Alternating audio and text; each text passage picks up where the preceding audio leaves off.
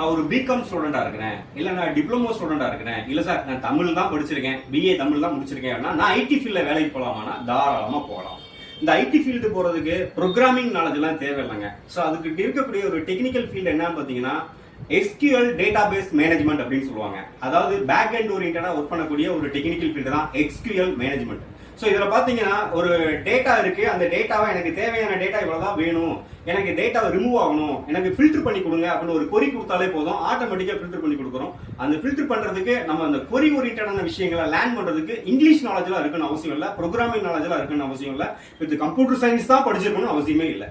யாருனாலும் ஈஸியா கத்துக்கக்கூடிய ஒரு டெக்னிக்கல் ஃபீல்டு தான் பாத்தீங்கன்னா SQL சர்வர் அப்படின்னு சொல்லுவாங்க. இதை பத்தி ரிலேட்டடான நிறைய விஷயங்களை அப்டேட் பண்ணி எங்களோட ஃபேக்கல்டி பாத்தீங்கன்னா experience with expert faculty classes கொடுத்துட்டு இருக்காங்க.